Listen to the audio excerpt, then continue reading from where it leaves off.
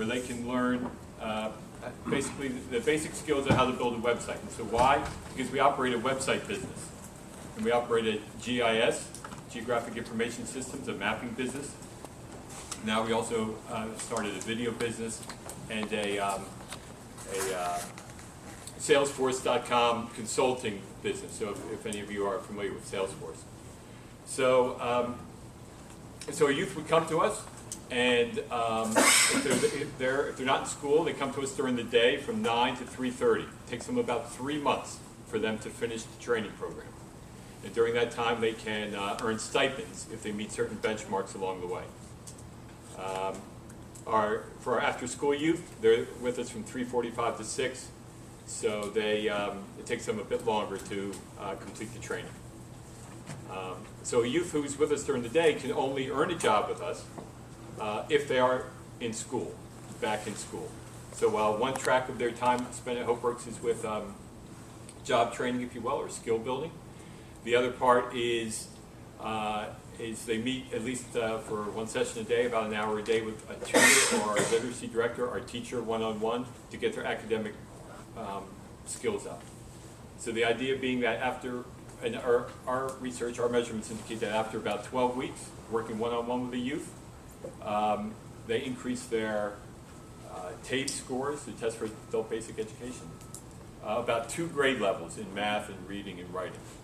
So hopefully that will qualify them to take classes at Camden County Community College. So the idea would be after about 3 months, you would have a job with us, and you would be back in school taking classes at Camden County. Okay, so that's that part of it. So the business part of it though is we started in 2000 and we started working with youth who again have dropped out of school. So there's about almost a 70% dropout rate at the 2 big high schools in Camden, the 2 major high schools. So lots of youth with lots of time on their hands. And we found that the business and service of the youth gives them a more of a reality or more of an urgency if we can get them involved in working with the clients. So if they're talking to a client and telling them that their design is going to be ready on Friday, and they have ownership of that, and they're the ones who would have to call them and say, it's not going to be ready. So they don't want to do that, right? So they'll work with us to figure out how to get it done in time, if they have to stay late, if they have to come in early, if they have to get other resources to work on the project. And of course, working on all these client projects helps them, or that translates into working on school projects. So I guess I'm not sure how much more time I have, but I will say that if you need a website, or if you need some mapping done or a video, see me afterwards, because we can help. And I think that the other thing that our goal on the business side of things is that our clients would not say, hey, I got an okay website, but I helped out some kids. So it would be, the exact opposite. Hey, I got a great website, period. So we work with about 200 youth a year in both of our projects. Over the course of our existence, we've had about 250 youth earn a job with us, and about 150 youth start college. So, thank you, Sean. Yep. Hi everybody, my name is Lisanne and I work at Elijah's Promise just across the river and in New Brunswick. And so our organization is all about food and feeding people. And we started, back in actually officially incorporated in 1989. And our mission from the very beginning has been feeding people. We started as a soup kitchen, serving free meals to anybody who walked through our doors.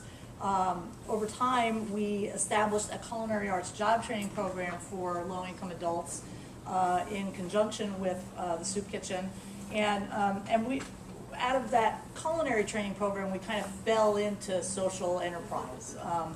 What happened was, people would see the students, preparing these great, spreads, and we would invite folks in for different, parts of the curriculum, a catering event, and things like that. And they would say, hey, can we get the students to come and do something for us? And, we'd really like to, figure out how to get you guys some money to, do what you're doing already. And so we started doing catering through the culinary school as a way to provide students in the program with stipends and some on-the-job training. And then that kind of grew and became its own business operation. And then we were able to employ graduates of the culinary school in unsubsidized, employment. We kind of, took about 10 years till we broke even on our operations. But over time, we also kind of ran into a number of issues related to running a business and the culture conflict between business and, social good and running a nonprofit organization oftentimes put us into sort of an interesting position. So doing catering events for rich people, with very clear expectations and, might I say, very oftentimes unreasonable and unrealistic expectations. Put us in the position of, as our goal was to also, provide the highest quality service. But, customers are a very different animal than, a consumer dining at your soup kitchen or a donor giving you money to do something good. People who are paying you for something want and have different expectations. So we kind of floundered around a little while between doing event catering and also what we had taken on, which was contract catering, providing meals for a local preschool and for our local charter school. And so after sort of enough conflict, we decided to just stay more mission-driven with our approach to our enterprise. And so we dropped the event catering entirely, and although we still do some stuff for friends, so. But we're now doing exclusively contract catering. So our business is really, sort of food as a cycle of social good. So employing low-income folks, most ex-offenders, training and employing them, and then creating and preparing meals for low-income constituents. Because our profit margin and profit motive is different than a normal business. So we've been promoting a farm to cafeteria approach for a number of years now through our operations, providing kids with good food, not the crappy school food they're used to. We're now doing our local Meals on Wheels contract, a halfway house for ex-offenders. So we've got about 6 different contracts now. We're producing about 600-700 meals a day, all for low-income folks. So that business was, we fell into it, but we got hooked on social entrepreneurship, and so now we're like addicted to it. And so we're looking at how do we kind of build social enterprise and entrepreneurship into all that we do. We then intentionally actually went out and started a business in partnership with another local organization, and thanks to Nancy Eberhard from Pro Bono Partnership, who you'll hear from later, and thanks to support and input from our friends at Intersect Fund along the way. Started a restaurant, a working restaurant in Highland Park, right near the Eden Organics. She's not in there.